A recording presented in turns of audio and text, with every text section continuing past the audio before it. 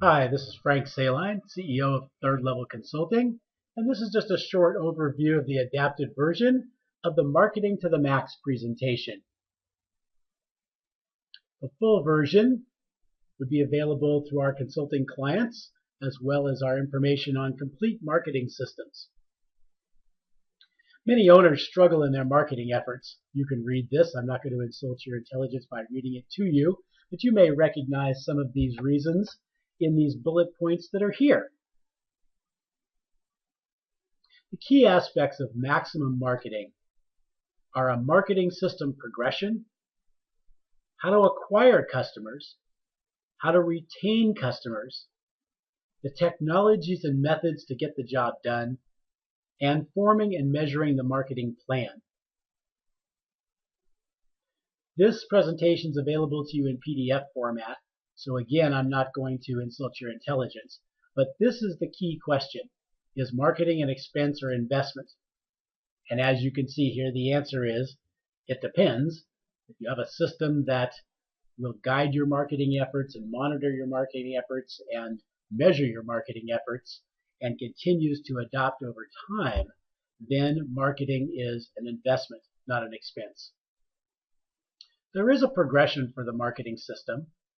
As part of the business grades process, Market Smart is one of the 8 areas of focus, and you can see here the different points that can be made, starting with your marketing manager and team, through to your demographics, to your branding, your internal and external marketing and sales, your websites and social communications. Finally, you get down to marketing plans, the strategy, campaigns, and tactics. And then you have to eventually measure your marketing effectiveness in whatever ways you feel are relevant. What does marketing management consist of? What would a marketing director do, whether it's 100% of her or his job, or 50% of their job, or 25% of their job? There's a lot of things, as you can see here, that a marketing management team could take on. So it's definitely a full-time deal.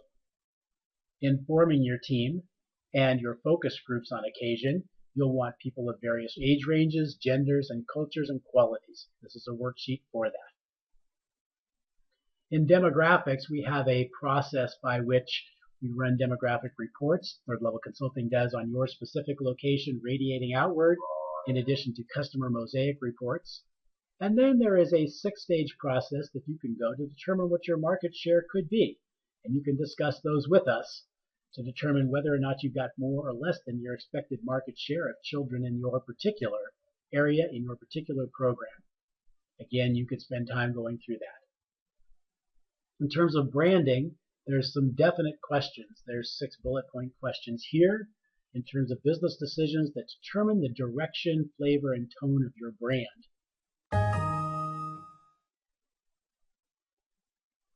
If you're going to do professional branding companies do these 10 things, from brand definition to your premises and opportunities and identities, through to your creative foundation, your messaging, your sub-brands, and your competitors' messaging, among others.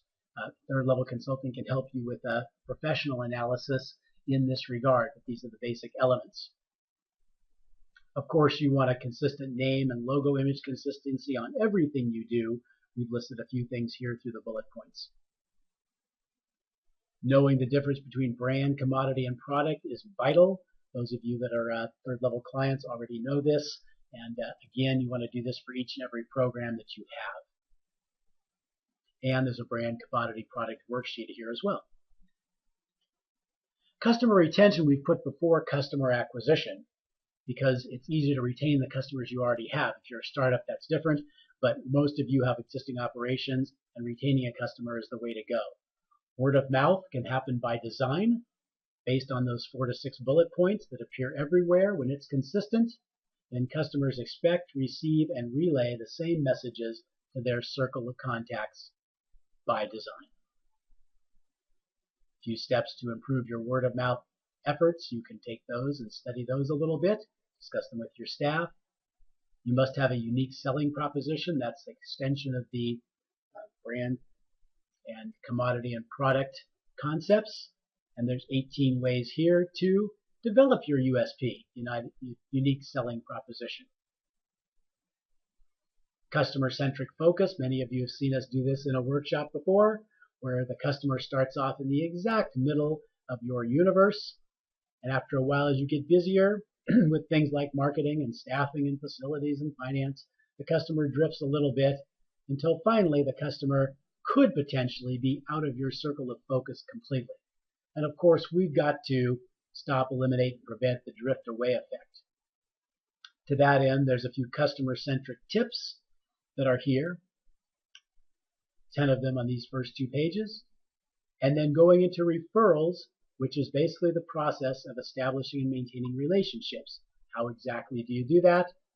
That's in the next slide here, just some suggestions on the types of things you could do to focus on referrals with your different program managers or directors or department leaders, whatever you call them. A lot of referrals could be done. Focus on those people.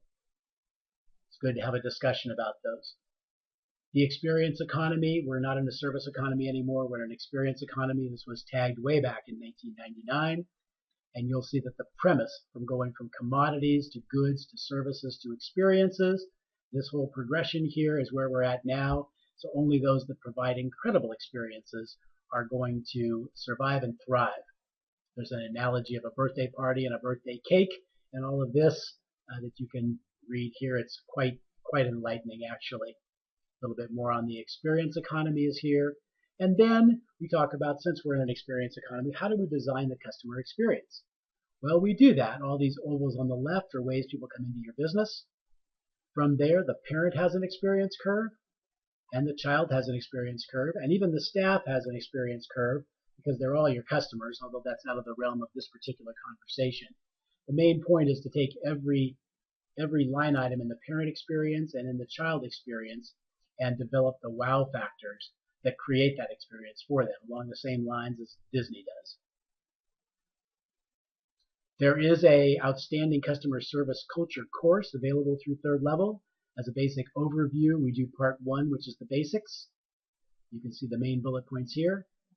Part 2, raising the bar. Part 3, the future of customer service. This course is available through some associations and through 3rd level consulting directly. In the end, as Guy Kawasaki says, our goal is not to make money from your customers or to get them to do what you want, but to fill them with great delight, and that's when they'll come back. That's what experiences are all about. I have some tips in here for you about surveys, whether it's internal surveys and the 2 distinct types. Some little tips on internal surveys to keep them short and sweet. There's external surveying, including the external social media surveying that's going on without our permission, and we need to monitor that. Addressing negative posts. And measuring customer retention. There's a lot of ways you can do it. One of our clients had a nice way of doing it with the different instructors in her particular facility with a certain level of children, the people that re-enrolled or enrolled in a different class. If they enrolled in a different class, at least they stayed excited about the activity, the percentage in the same class, and the total percent, including the re-enrolled and the enrolled in a different class. But there's just one way of tagging it red, yellow, and green, depending on the percentages, to address this. Very well done, I thought. With customer acquisition, the main things here are knowing that you sell based on a concept, what people want to be, do, have, and make, things they want for their children. You have to ask yourself in your ads, how does my promotion help people be, do, have, or make more, and what's the appeal there? We have to attract attention or the ad is useless. A couple of sample ads that start to pull you in right away. Very good. Just a few samples. Once they're in, you need to understand the customer life cycle. This is broken down in our marketing workshops between generating interest and creating advocates or getting referrals. You can see that this is actually an 8-step process by this model. And perhaps the most important one is educate and trust. This is the nurture phase, the 3rd box from the left here. Very important. Community events are important because the more high-tech we get, the more high-touch we need. It's a contact sport now. We need to be out there. The technologies out there are phenomenal now. Marketing works only when you have an audience.